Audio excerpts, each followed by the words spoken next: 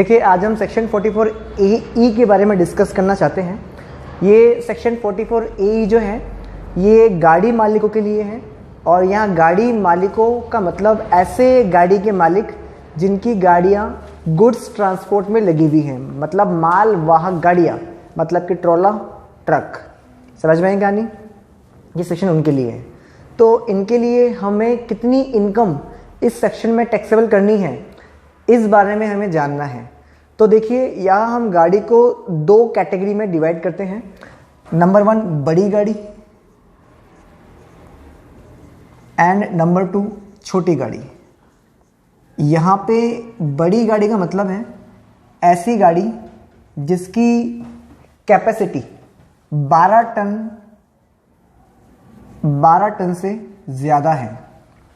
ऐसी गाड़ी जिसकी कैपेसिटी 12 टन से ज़्यादा है उसे हम बोलेंगे बड़ी गाड़ी, और ऐसी गाड़ी जिसकी कैपेसिटी 12 टन या इससे कम है वो कहलाएगी छोटी गाड़ी। ठीक है। अब हमें इनके लिए इस सेक्शन के अकॉर्डिंग कितनी इनकम माननी है, इसके नियम हैं। देखिए, अगर आपकी गाड़ी बड़ी गाड़ी है तो आपको 1000 रुपये पर टन पर व्हीकल, 1000 रुपये पर टन पर व्हीकल आपको इनकम माननी है। और अगर आपकी गाड़ी छोटी है तो यहाँ आप 7500 रुपये पर मंथ और part of the month income माननी है। एक चीज़ मैं यहाँ पे लिखना भूल गया, 1000 रुपये पर टन पर व्हीकल तो है ही, यहाँ 1000 रुपये पर टन भी हटाओ, ज़रूरत नहीं है इसकी। यहाँ आप 1000 रुपये पर मंथ ही कर दीजिए, 1000 रुपये पर टन पर मंथ और पार्ट ऑफ द मंथ। कहने का मतलब ये है कि अगर आपके पास छोटी गाड़ी है, मतलब कि जिसकी कैपेसिटी 12 टन से कम है, तो उस गाड़ी की आपकी इनकम कितने माननी है? 7500 रुपये पर मंथ और पार्ट ऑफ द मंथ। जैसे मान लो आपकी गाड़ी चली 9 महीने 10 दिन, तो कितने महीने काउंट करोगे आप? 10 महीने, क्योंकि क्या लिखा है? पर मंथ और पार्ट ऑफ द मंथ। अगर अगले महीने की एक भी दिन गाड़ी चली तो उसे पूरा महीना ही मान लिया जाएगा। अगर आपकी गाड़ी चली 9 महीने 15 दिन तो भी कितने महीने? 10 महीने। अगर आपकी गाड़ी चली 8 महीने 1 दिन तो कितने महीने काउंट कर लोगे आप? 9 महीने काउंट कर लोगे। तो ये पार्ट ऑफ द मंथ का चक्कर ये है। ठीक है। और यहाँ पर क्या सिस्टम है? यहाँ पे आपको जो इनकम है 1000 रुपये वो पर मंथ नहीं है, जैसे यहाँ तो पर मंथ है, लेकिन यहाँ इनकम कैसे है? पर टन। अब अगर मान लो कोई गाड़ी 12 टन की है, नहीं 12 टन नहीं, 12 टन से ज़्यादा की, मान लो गाड़ी 15 टन की है, तो आपको 1000 × 15 करना पड़ेगा। समझ में आएगा नहीं? तो 1000 रुपये जो पर टन है तो टन से गुणा करना पड़ेगा, फिर जितने महीने गाड़ी चली और पार्ट ऑफ द मंथ गाड़ी चली उस अकॉर्डिंग मल्टीप्लाई होगा। ठीक है। इसकी सावधानियाँ हैं। सावधानी ये है कि आप जो गाड़ी मालिक है उस गाड़ी मालिक के पास प्रीवियस ईयर में किसी भी दिन 10 से ज़्यादा गाड़ी नहीं होनी चाहिए, दोनों मिला करके। अगर किसी गाड़ी मालिक के पास किसी प्रीवियस ईयर में 10 से ज़्यादा गाड़ी हो जाती है तो फिर उसके लिए सेक्शन 44A नहीं है। उसको अपने एक्चुअल इनकम दिखानी पड़ेगी, एक्चुअल इनकम भी दिखाने पड़ेंगे और उसकी ऑडिट भी करवानी पड़ेगी, और उस अकॉर्डिंग फिर जो इनकम आएगी उस पर से टैक्स पे करना पड़ेगा।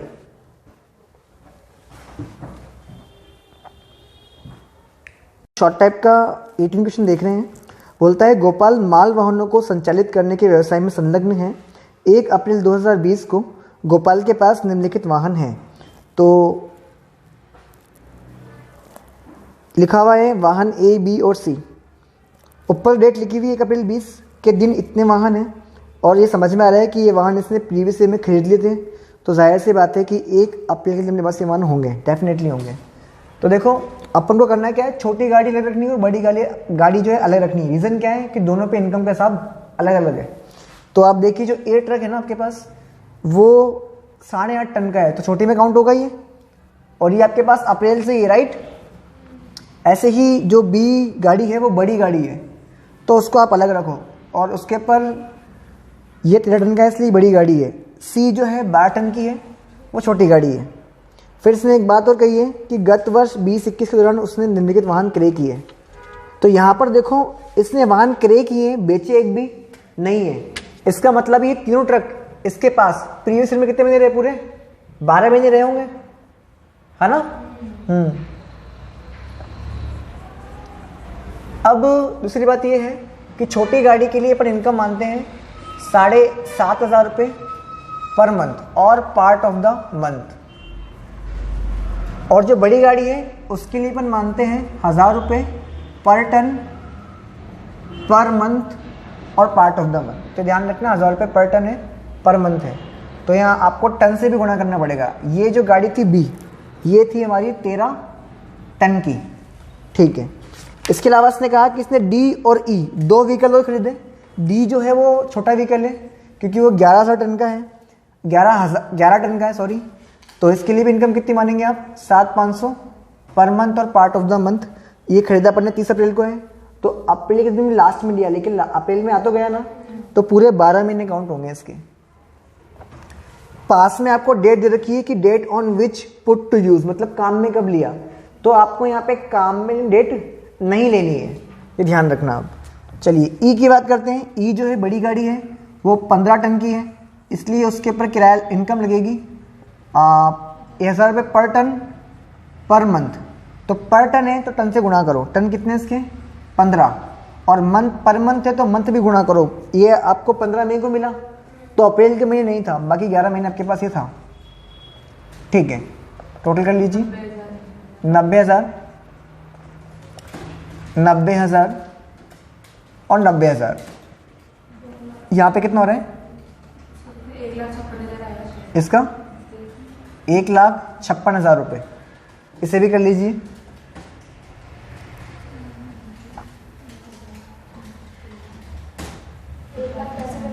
एक 65। टोटल कर लो सभी का, 270 ऐड कर लो इन दो अमाउंट में। 3,21,000। तो आपकी टोटल इनकम जो मानी जाएगी एज पर सेक्शन 44 ए वो मानी जाएगी 3,21,000 रुपये। 5,91,000 आएगी टोटल। टोटल हाँ 5,91,000 इन दो की और इन तीनों की टोटल ना, हाँ 5,91,000 रुपये। तो आपकी इतनी इनकम मानी जाएगी अंडर सेक्शन 44 ए।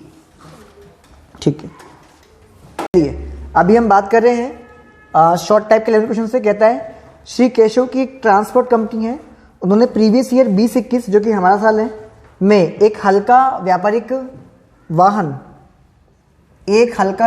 मतलब 60,000 पर मंथ इनकम मानेंगे इसकी अपन, और 4 माह 3 महीने के लिए, तो 5 महीने बोलते सीधा, ठीक है। एक मध्य माल वाहन मतलब कि इसकी भी इनकम इतनी नहीं मानेंगे अपन, और 10 माह के लिए, तथा एक भारी माल वाहन जिसका भार बिना सामान 14 टन है, तो उसकी इनकम मानोगे आप 1,000 रुपये पर टन पर मंथ। तो एक तो टन से गुणा कर दो और एक मंथ से भी गुणा कर देना। 10 माह 27 दिन, तो 11 महीने बोल दूं, 11 महीने के लिए प्रयोग में लिया। इसके अतिरिक्त उसने 3 भारी माल वाहन, तो 3 भारी माल वाहन है, तीनों की इनकम कितनी हो जाएगी? 1,000 रुपये पर मंथ पर टन, जो कि प्रत्येक 15 टन का है। किराए पर लेकर वर्ष पर्यंत उपयोग में लिया, किराए पर लेकर वर्ष पर्यंत किया ना, तो पूरे 12 महीने। लेकिन अब मेरी बात सुनो, यहां पे 3 के लिए क्या चीज लिखी हुई है? ये किस पे है? रेंट पे। और मेरे ख्याल में इनके लिए कंडीशन ये है कि आप उस ट्रक के मालिक होने चाहिए, तो मेरे ख्याल में 3 चीज अप्लाई हो पाएगी यहाँ पे, शायद उसको काउंट नहीं कर पाएंगे अपन। टोटल करो एक बार इसको, 37,500, 75,000 और 1,54,000 और 1,54,000, इन तीनों का टोटल करना प्लीज एक बार। हाँ यही है 2,66,500, 266,500, राइट। हाँ जी, यहाँ एक चीज ध्यान रखनी पड़ेगी आपको कि अगर आप किराए पर लेकर के चला रहे हो गाड़ी, तो फिर वो इनकम का सब अलग रहना पड़ेगा। सेक्शन 44 ए के लिए दो चीज़ें कंपलसरी है, एक तो आप उसके मालिक होने चाहिए गाड़ी के खुद, दूसरी बात यह है कि आपके पास प्रीवियस ईयर में 10 से ज़्यादा गाड़ियां नहीं होनी चाहिए। ठीक, अभी हम बात कर रहे हैं एग्जाम्पल नंबर 12 से। बोलता है Shri Dipesh goods transport company के मालिक हैं। 1 अप्रैल 2020 को उनके पास 4 ट्रोला हैं। क्षमता कितनी है उनकी? 16,000 किलोग्राम। और आपको पता ही है कि 1,000 केजी में 1 टन होता है, तो ये गाड़ी कितने टन की है? 16 टन की है, राइट। तो ठीक है जी, इनके पास शुरुआत में जो है उसके बारे में बात कर रहे हैं। तो इनके पास 4 तो क्या है? बड़ी गाड़ी, हर एक गाड़ी कितने टन की है? 16 टन की। और है ना, आपको पता है कि बड़ी गाड़ी के लिए इनकम कितनी मानते हैं अपन? 1,000 रुपये पर टन पर मंथ। तो 1,000 के साथ आपको 2 चीज़ गुणा करनी, ध्यान रखना, एक तो मंथ गुणा करने और टन भी गुणा करने, इस बात का बहुत ध्यान रखें। आगे इसने कहा है 5 ट्रक है जिनकी कैपेसिटी 8,000 केजी है, मतलब कि 8 टन के, तो छोटे टन हो जाएंगे, छोटी गाड़ी हो जाएगी। तो देखो 4 तो उसके पास ये है और 5 ही हैं, 10 से ज़्यादा गाड़ी नहीं चाहिए, अभी तो 9 ही है ना। तो 5 गाड़ियों के लिए इनकम कितनी मानेंगे आप? 7,500 रुपये पर मंथ और पार्ट ऑफ द मंथ।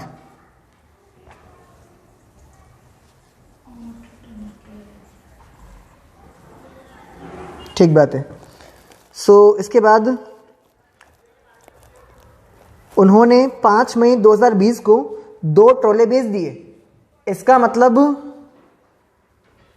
इसने देखो वर्ड यूज किया ट्रोला, और आप ध्यान देंगे ना तो ऊपर लिखा था 4 ट्रोला, तो मतलब जो बड़ी गाड़ी है ना उसके लिए इसने वर्ड यूज किया है ट्रोला, राइट। तो ये 2 ट्रोले बेचे ना, वो इनमें से बेचे। तो और बेचे कब इसने? 5 मई को। तो वो जो 2 ट्रोले हैं जो उसने बेचे वो अप्रैल में काम में है और मई में भी काम में है, तो 2 महीने काम में है, राइट। फिर इसने कहा है तथा 2 ट्रक 13,000 किलोग्राम मतलब 13 टन के खरीद लिए। तो इसने 2 गाड़ियां और नहीं खरीद ली जो कि कितने की है? 13 टन की है, तो उन पर भी रेंट कितना लगेगा? 1,000 लगेगा। और ये ध्यान रखना, ये न्यू है, न्यू का मतलब जो आपने खरीदी, ठीक है।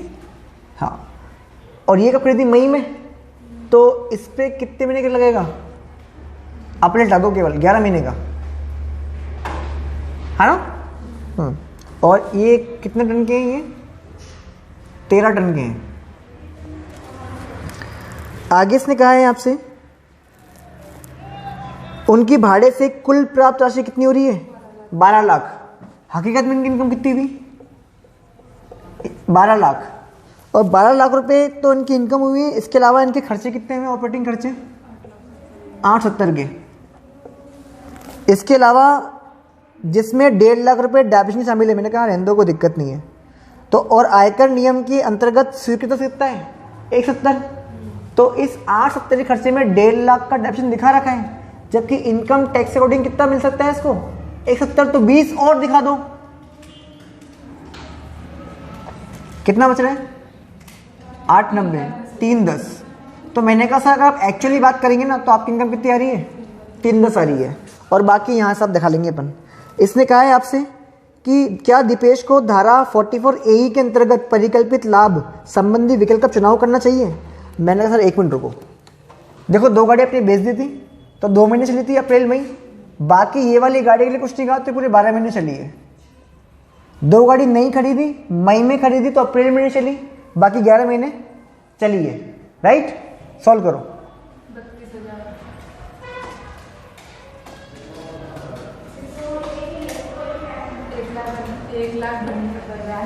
1,92,000 रुपये। नहीं, उसका भी 35,000 ही आएगा। अच्छा, इसका 32 आएगा?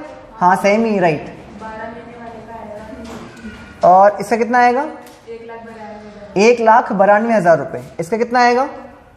192 सेम। 1 मिनट बस। 1,43,000 रुपये, ठीक है। ये तो अभी अपन ने करी कैलकुलेशन बड़ी गाड़ियों के लिए। छोटी गाड़ियों के लिए देखो क्या हिसाब है।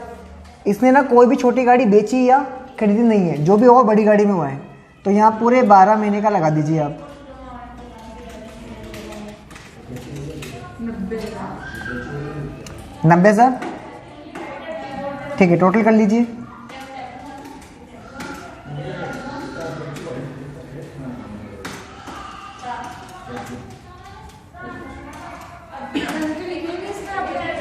मंथ लिख दिए ना, 12 मंथ। छोटी गाड़ी में टन नहीं लिखते हैं। 450 सही हो रहा है आपका। और यहाँ टोटल जो भी हो रहा है तो टोटल अल्टीमेट लगा लो बस। फाइनल कितना हो रहा है, फाइनल जितना भी हो रहा है वो लगा लीजिए। थोड़ी सी टोटलिंग मिस्टेक हो गई थी। यहाँ इन सभी का जो टोटल आ रहा है वो आ रहा है 7,34,000 रुपये। और जो छोटी गाड़ियाँ हैं इनसे रेंट की इनकम कितनी हो रही है, 4,50,000 रुपये। तो ऐसे करके आपकी जो टोटल इनकम है वो हो जाएगी 11,84,000 रुपये। तो फिर भी हमारा सजेशन अभी भी वही है कि आपकी एक्चुअल में इनकम कम हो रही है तो सर आप 44A ही अडॉप्ट ना करें। ठीक है।